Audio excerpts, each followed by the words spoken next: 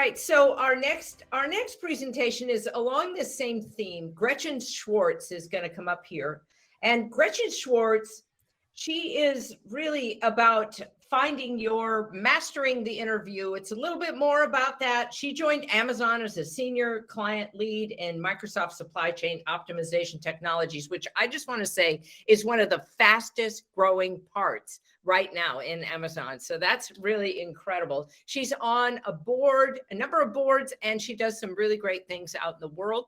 Please give it up for Gretchen. P.S. She's an equestrian, so she's probably just come in from riding right now to be here. So looking forward to it.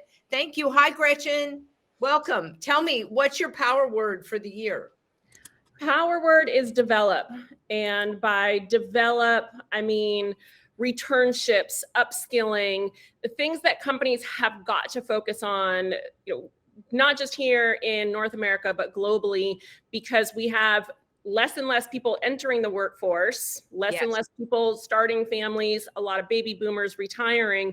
We do not have enough people to fill positions that we will have in 18 years. So we absolutely owe it to our employees and to potential employees to start returnships, to focus on upskilling, giving employees time to train and develop that they don't have to use their personal time for. Right?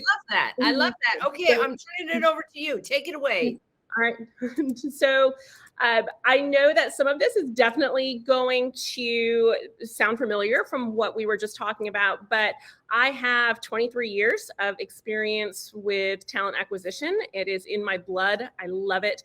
I have been a part of really great interviews. I have been a part of interviews that sometimes I'm just listening in on, and they make me want to cringe and reach out and say, don't say that. So my first advice, anytime you go into an interview, you really do have a very short window to grab the interviewer's attention. COVID has certainly changed the way we interview. It's changed the way we're having this conference today. So yes, there are things that we have to adapt to in regards to our environment, dogs in the background, doorbells ringing. That said, always try to be in a professional environment, to have as little noise in the background as possible, especially because if you are applying for a remote job, there is going to be that unconscious thought in the interviewer's mind of, if they can't find a quiet place to do the interview, will they be able to find a quiet place to work? So be prepared. If you are doing a Zoom interview or video interview, be early, make sure the platform works. So once you're on that call, you do want to be engaging, make eye contact. So look at your camera, don't look at your screen, because otherwise you're looking down. And know something about the interviewer. Look them up on LinkedIn, see if you can at least glean how long they have been with the company, get familiar with them. To echo earlier comments, make sure that you have a resume in front of you, toggle screens if you need to, so that you can reference that. We talked about STAR a little bit. That is the interview method that most interviewers are using. Companies like Amazon, for example, it is a part of our core interview process, but behavior-based interviewing, skill-based interviewing, it's been called the same thing for about 13 years. So have specific examples, and to drill down just a little bit further on that, try to think of examples where you have been a key contributor. If every one of your examples is a we statement, again, what the interviewer is going to hear is that you haven't led any projects, or you have been a part of a lot of team projects, but what have you specifically accomplished? A good rule of thumb is keep your answers for STAR questions to 3 to 5 minutes. If you are getting a lot of follow-up questions from the interviewer, it means you're not providing enough depth in those responses. You also don't want to use the same situation. So going back to situation, task, action, result, you don't want to use that same situation for every single question, especially if you have multiple interviewers, because they are going to debrief. And If it sounds like you use the same 2 to 3 examples, it's not going to bode as well as if you had 5 to 8 examples. Know those ahead of time. It's okay to pause and say, that's a great question. Let me stop and think about that. So in addition, know about the company and not the year that they were founded. If you Google the company, but then click on news, you can look at recent articles. So have some examples ready to speak to what you know about them, or even things that they have done with sustainability or diversity, equity, and inclusion. So have some of those examples to use versus just who the CEO is, how much they had in revenue, which might be important if you're interviewing for a finance role. But again, you want to keep the topics relative. So let's see here. I don't want to be too redundant, but going back to those key things on your resume. So I always use the term MSA, made, saved, achieved. So your example should be quantifiable, and these should also be on your resume. Most of us recruiters, we are speed readers. Any other people in talent acquisition that are present, I'm sure will agree. We have to, because we receive so many resumes. We typically read top to bottom first. So don't overcomplicate your resume. Don't put pictures on it. Unless you're applying for a graphic designer job, don't put a lot of fancy graphics on it. We are looking for dates, and we are looking for statistics. So if you worked on a project and all you did was list on your resume that you helped implement a project for X, Y, and Z, that's one thing. But to write that and be able to speak to that you implemented a project and it resulted in reducing turnover by 25% or increasing revenue by 18%. If you're applying for a job in cloud sales, talk about those key achievements, but also have them on your resume, because that is going to get you in the door. If I see numbers like that, I am picking up the phone. Let's see here. So always close.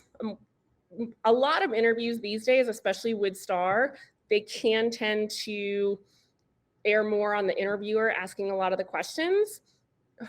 If you feel like you have not had a chance to ask a lot of questions, just make sure you tell the interviewer towards the end, I'd love to connect. I'll connect with the recruiter to schedule a follow-up interview.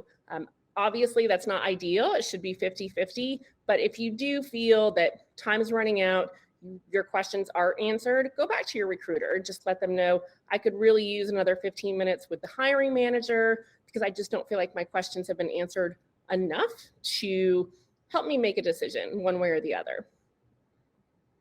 And then be prepared. So, I can't stress this enough. Be prepared with compensation. So do your research. There are a lot of really great websites out there, PayScale, salary.com, that can give you an idea of what the compensation is. Women are 80% less likely to negotiate and counteroffer compared to their male counterparts. Ask for the money. Start high. Leave some wiggle room, but also know your worth, know what the market value of the role is, not your experience. What is the market value of the role? And like I said, I've been doing this for a really long time. I have never rescinded an offer. I do not know of one colleague that has rescinded an offer because somebody countered. You might get told no, but you should have a good idea of what the compensation is going in. Because if they do bring it up, you don't necessarily want to give them that number. I never do. I always give a range as a recruiter. And then that way you have a good idea of, if somebody does press you on what you're targeting, you at least have some market research under your belt. Back to, in addition, other ways to be prepared: know about the job, know about the key requirements.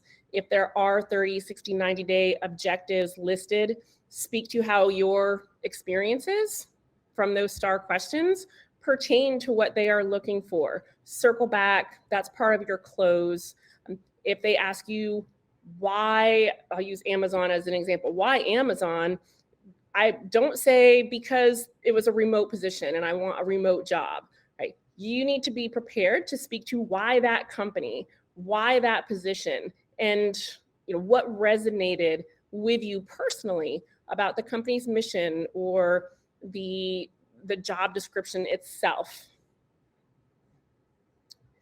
All right. When you close, follow-up emails are great, yes. You can get creative. I've seen people doing Vidyard videos, BombBomb videos, sending those as thank yous. So again, you're putting your face into those thank yous.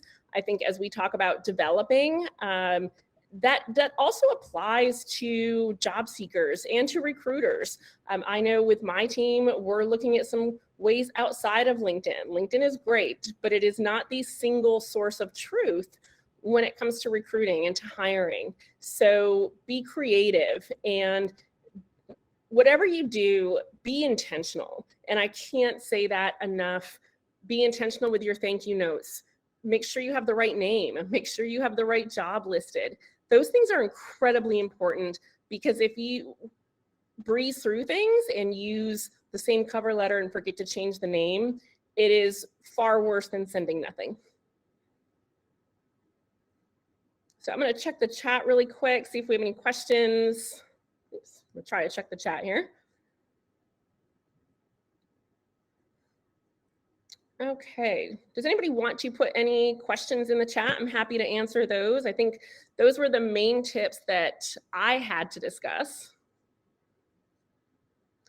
Oh, great. Yeah. So BombBomb and Vidyard are very similar to TikTok. They're the, kind of how LinkedIn is to Facebook. BombBomb and Vidyard are to TikTok. So it's fun. It's, maybe you do something for 30 seconds. You can do screen capture right from your computer. They are very effective for sales, especially because, again, so much of that is personality. Vidyard is B-I-D. Well, I'll put it in the chat here, but oops. Yeah, Vidyard. Vidyard actually has an integration. You can add a Chrome extension and use it on LinkedIn. So earlier we heard about doing informational interviews, which I'm also a huge fan of. I get requests to do those. And when people are intentional, I absolutely try to take as much time as my schedule will allow to carve out some time to do that and to pay it forward, because a lot of people helped me get to where I am. So, you can use that Vidyard extension right in LinkedIn. And when you go to do your InMail, just click on the Vidyard button and you can record right from your computer and send it over InMail. I have a question for you. I wanted to ask you a question. I brought myself up on stage. You can still read the chat, but I want to know. So one of the things that you said was, when you are responding as to why you want to work there, I'm curious, what did you say at Amazon? Was that too far ago to say? But I'm curious what to say, because it's good for people to hear what you actually did say, how you presented it. Yeah, so my situation with Amazon was quite different, because I had turned them down once in the past, and I was more on a passive job seeker, but I still had to go through the 5 hours of interviews. For me, it was that obviously Amazon has a huge name, and this position and this team working for the supply chain and operations technology group spoke to me. And I do think that put me over that edge. I had a specific reason for wanting to go to this team and be a part of this project. Somebody did ask, should you change your approach when interviewing with startups? That's what I was looking at too. I was going to ask you that. And that is such a great question. I've been at Amazon for 3.5 weeks now. So I've also worked for IBM and NetApp and Cisco, but I've also worked for hyper growth, Series A, Series B startups. It is a little bit different, because you have to be able to demonstrate in those interviews that Yes. you can pivot. You can pivot really quickly. And my biggest advice there is to show and demonstrate through examples of a time where you have had to switch gears really fast, or a time where you have had to roll up your sleeves, be a player coach, do something that would probably fall to somebody that's more of an early career individual, because that is the adaptability and ambiguity are the two skills that I would focus on my examples to have prepared when interviewing for a startup. Right. Right. And I would say even in this day and age right now, you have to be able to pivot whatever strategy you're working on. Even in companies that aren't startups, that's what they're having to do, right? Absolutely. So that's a big piece of it. What else do you think is something that people are looking for during this current time frame? So that is such a great question. And adaptability is the number one thing that I know we're looking for at Amazon. Peers that I have that are also in talent acquisition, it's what they're looking for. Because we don't know what's going to happen with COVID. I think with early career individuals, they may never know what it's like to work in an office. My daughter just graduated from high school. She graduated mid-year, and during her commencement speech, the principal mentioned that this generation, these individuals who are graduating, this past year and this year, they have skills that are going to be really desired as future employees, because they are nimble and they adapt because that's what they know. She equated it to people that lived through the Great Depression and how that shaped their lives and their work ethics for the entirety of their careers. So yes, it seems like you really have to have the capacity to focus now in a way that that you didn't before. You have to be technologically savvy in the tools that you use online, some of these things as well. Yes, and creativity as well. And whether it's a big company or a small company, every employer out there, they want to hire better than if they're hiring externally, it's because they don't have somebody internally that can do that job. Hopefully they've looked internally. And that is a good question to ask as well. A lot of people get frustrated that an internal person was promoted or hired. That's a good question to ask during the interview. But going back to the point, it is important to bring something new to the table. So a question to ask would be, what are you missing within the organization or within the team even? What is missing that you're seeking somebody externally? And then as soon as they tell you that, say, oh, well, that reminds me of a time when I did X, Y, and Z. Yeah. That's fantastic. I love that. I love the specificity of it and the piece about creativity. I remember when my wife was applying for a job, and it was with Adobe. And so she asked me, could I draw her resume? I said, of course. We rolled it up, and in the tube that we sent to the leader, we included 2 walkie-talkies, and part of her whole approach was that we have to be in communication, HR and the leader. So yes, I love that. Of course, she got called back. She didn't want the job in the end, but whatever, right? Yeah. So that's how it goes. And I would say also, just kind of a closing tip was be succinct. And one of the things for the nonprofit that I run, one of the things that we do for individuals that are re-entering the workforce, or maybe just most people are nervous interviewers. I've been doing this for 23 years. When I'm on the other side of the table, I'm a nervous interviewer, which makes me very chatty. So one of the things that we do is we do mock interviews. And so we have the individuals that we're working with send us a job description for an interview they have coming up. And we treat them just as though that were a job that we posted and ask them questions. We record it and then we watch it together. We do the play-by-play. Oh, wow.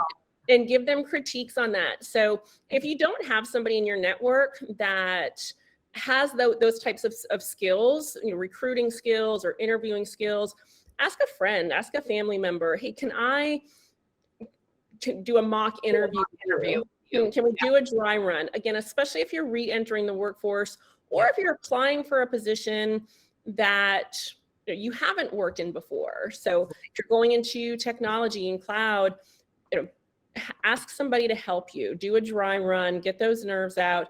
But also remember, it is a job seekers market, right? That's right. I have friends that are interviewing. We are in the great resignation. A lot of people wanting to move, and I tell them, like, look, they probably need you more than you need them right now. So hold your head up, be confident.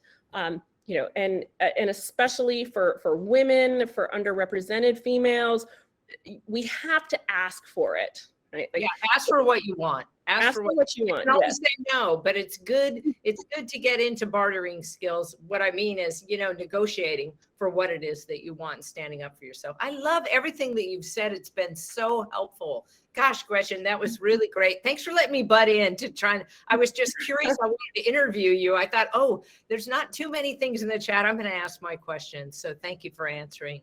I appreciate it. I always like interaction and ideating with other individuals. I think that's the best way that we create conversation. Yes. All right. So thank you so much. Thanks for joining us today. And any last comments that you want to say to people tuning in? Be bold. If you do not match every requirement, apply anyway. If you match none, you're probably spinning your wheels. But if you're missing one requirement, apply anyway, and just be prepared to speak to it and own the process. Like, I know that you're looking for someone with a college degree. I don't have that, but I do have 6 years of growing teams and increasing revenue year over year by 15%. That's it. Just own the fact that you don't meet all the requirements, but be the boss of that. All right. I love it. Okay. Thank you so much. Thanks for joining. Thank you, Patty. For everything. Okay, cool.